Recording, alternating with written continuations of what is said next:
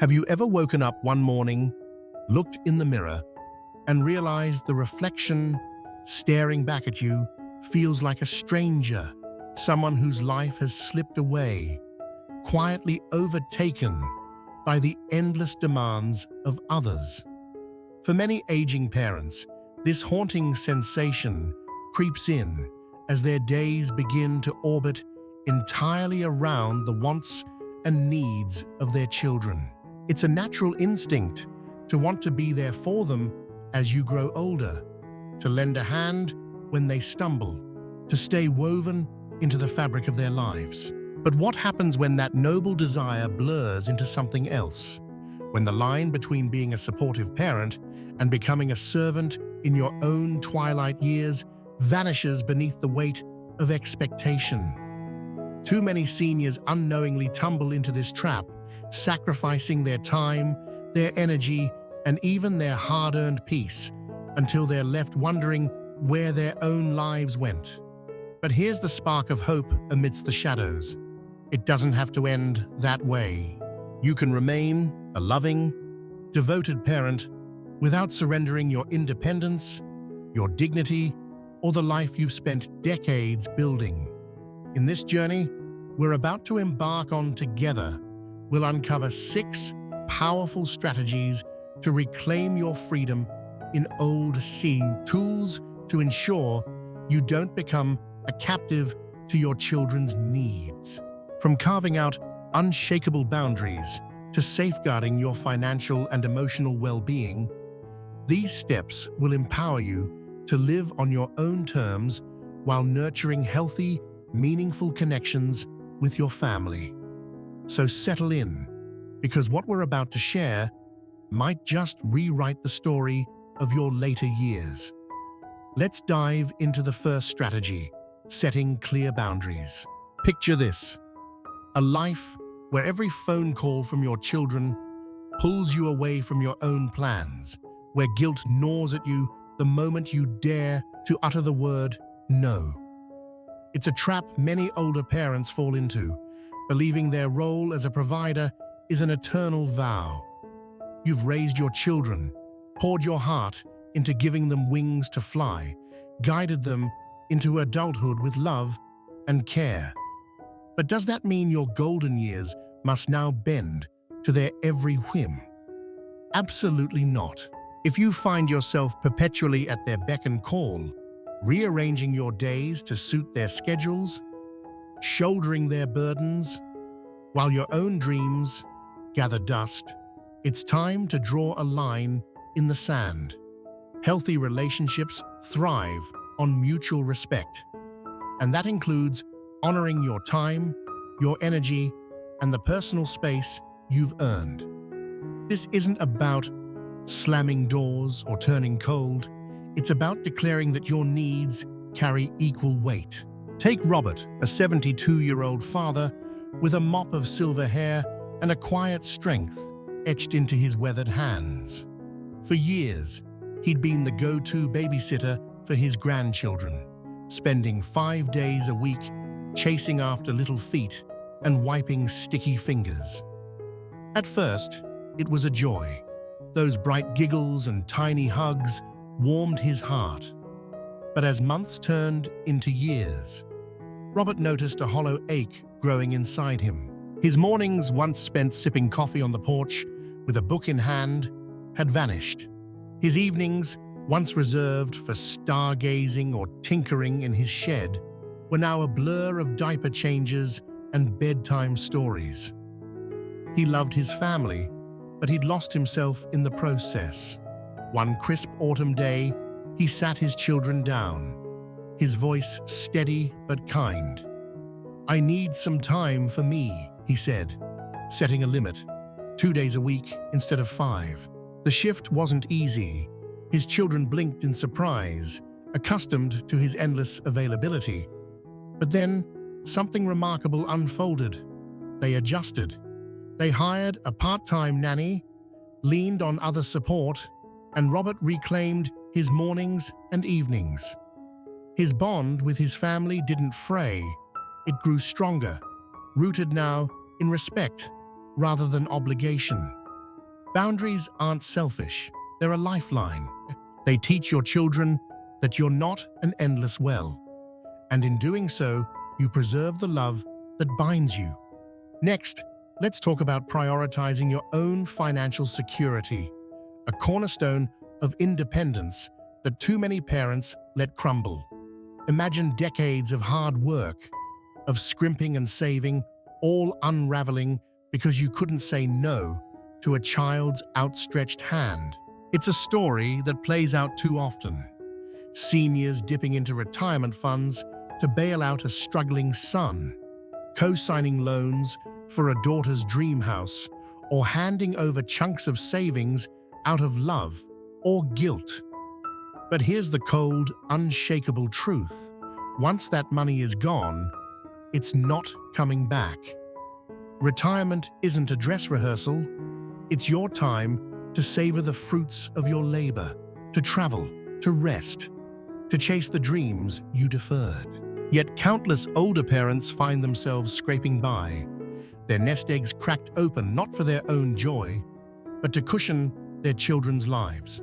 Consider Harold, a 74-year-old man with a wiry frame and a voice that still carried the authority of his days as a factory foreman. For years, he'd been his son's safety net, writing checks to cover overdue bills, car repairs, and reckless ventures that never panned out. Each time, his son swore it was the last, promising repayment with earnest eyes. But the money never returned, and Harold's savings dwindled like sand through his fingers. One stormy night, staring at a bank statement that mocked his years of toil, he saw the precipice he teetered on. His son was 42, old enough to fend for himself. With a heavy heart, Harold made a choice. "No more," he told his son, the words tasting bitter but necessary. The fallout was tense. His son bristled, wounded by the sudden cut-off. But then slowly the tide turned. His son took a second job, budgeted fiercely, and stood taller for it. Harold, meanwhile, rebuilt his financial walls, ensuring his own roof stayed over his head. Helping your children is a gift, not a duty. Before you give, ask yourself, can I afford this? Are they learning to rely on me instead of themselves? Your security isn't negotiable. Guard it fiercely because no one else will. Now, let's shift to the third strategy, maintaining your own life and interests. Imagine your world shrinking day by day until it fits neatly into the palm of your children's hands. It starts innocently, canceling a lunch with friends to run an errand for your daughter, skipping a painting class to babysit your grandson. Soon, your passions, those threads of joy that once defined you, fade into the background, replaced by an identity tethered solely to parent. But you are more than that.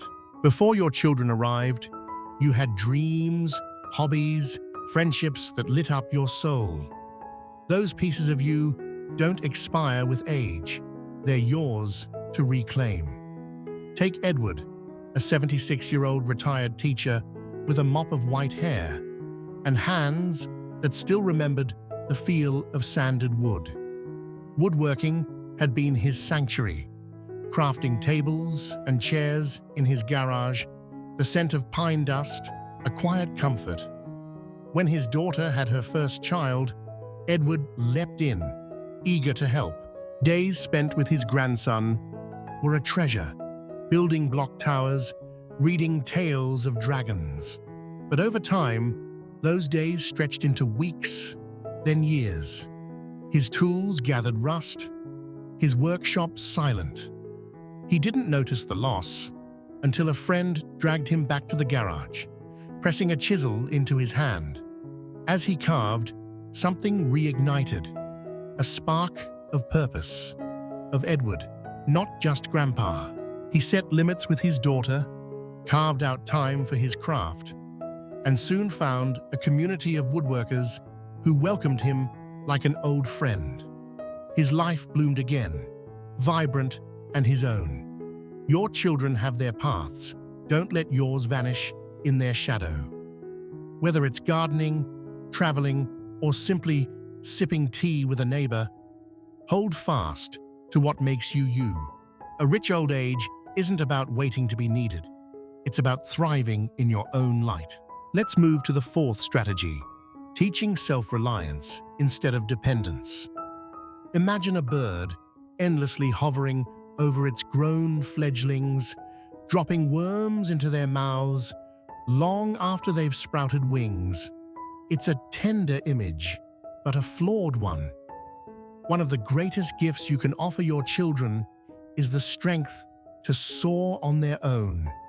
Yet too many parents keep swooping in, solving problems, and softening falls well into their kids' adulthood. It feels like love, shielding them from life's sharp edges, but it can quietly erode their resilience and your own peace. Are you truly helping? Or are you enabling a cycle where they lean on you instead of standing tall? Meet Frank, a 70-year-old father with a gravelly laugh and a spine still straight from years hauling lumber. His son, now in his 40s, had always been a dreamer, chasing big ideas that crumbled under shaky planning. Each collapse brought a call to Frank, a plea for cash, a shoulder to cry on, a fix for the mess. Frank obliged, pulling out his checkbook or rolling up his sleeves, convinced it was his duty. But the calls never stopped, and Frank's days grew heavy with exhaustion. One evening, nursing a beer on his porch, he saw it clearly. He wasn't lifting his son up, he was holding him back. The next plea came, and Frank paused, then said, "You've got this, son. Figure it out." Silence crackled over the line, then frustration. But Frank held firm. Weeks later, his son stumbled, then stood. He took odd jobs, faced his debts, and learned the grit Frank had always hoped he'd find. Their talks shifted. No longer rescues, but real conversations. Frank's load lightened, and his son grew stronger. Support your children with wisdom, not crutches. Let them trip, let them rise. They're adults now, and you've earned the right to step back. Now, onto the fifth strategy, establishing emotional independence. Picture a heart tethered to a phone that rarely rings, a mood that sways with every cancelled visit or forgotten "I love you." For many older parents, their children become the barometer of their worth. Each call a burst of sunshine, each silence a storm cloud. But here's the piercing truth. Your happiness can't live in someone else's hands. Loving your family is natural, but hinging your joy on their attention is a fragile thread to cling to. Your children are busy, swamped with jobs, kids, lives of their own, and while they may cherish you, they can't be your sole anchor. Take Eleanor, a 73-year-old woman with warm brown eyes and a laugh that once filled rooms. She'd built her days around her son, waiting for his calls, planning her weeks around his rare visits. When he cancelled, her heart sank. When he forgot her birthday, she wilted, feeling invisible. Years passed in that quiet ache until a friend pulled her aside at a church potluck. "You're more than this," she said, handing Eleanor a flyer for a book club. Hesitant, Eleanor went, then kept going. She joined a gardening group, rediscovered her love for watercolor, and filled her calendar with coffee dates and laughter. Her son still called, sometimes late, but now it was a bonus, not her lifeline. She glowed again, steady in her own skin, and her son noticed. Visits grew warmer, unburdened by her unspoken need. Build your joy from within. Friends, passions, the small victories of a day well lived. Your value isn't measured by their attention. It's forged in the life you choose to create. Finally, the sixth strategy, protecting your peace by mastering the art of no. Imagine your life as a garden, lush, tended with care, but trampled by every request that wanders in. Too many parents feel bound to say yes, to babysit at a moment's notice, to lend money they can't spare, to twist their days into knots for their children's convenience. But you're not an endless spring, and your tranquility isn't a bargaining chip. Setting boundaries isn't a rejection of love, it's a declaration of your worth, a shield for the peace you've earned. Consider George, a 78-year-old man with a shock of grey hair and a smile that crinkled his eyes. For years, he'd been the family fixer, loans for his daughter's renovations, last-minute moves for his son, grandkid duty whenever a call came. His kindness was legendary, but it came at a cost.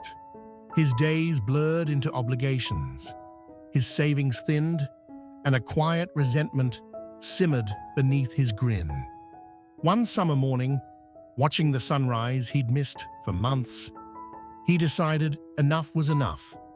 "I can't this time," he told his daughter when she asked for another loan. "I'm busy," he said to his son's moving plea. The words felt foreign, but they grew easier.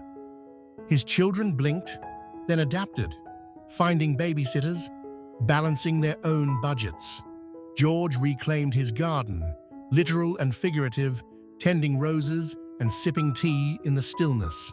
His family still came, but now on terms that honored him too. No isn't a wall, it's a gate, letting in what nurtures you while guarding what's yours. You've given decades, now give yourself permission to rest. As we close this journey, let these final thoughts settle in your bones. Your life isn't a footnote to everyone else's story. You've spent years, decades, pouring yourself into your family, lifting them up, smoothing their paths. But now, in this chapter, it's your turn to stand center stage. This isn't about abandoning your children or shirking love. It's about balance. Cherish them, guide them, but don't let their needs eclipse your own. The 6 strategies we've explored: boundaries, financial security, personal passions, self-reliance, emotional strength, and peace, are your roadmap to a vibrant old age. Reflect on them. Where do you need to shift? Are you guarding your time, your heart, your dreams? Share your thoughts below. What struck you? What will you carry forward? Your voice matters to us, fueling this space where wisdom grows. If this stirred you, like, subscribe, share.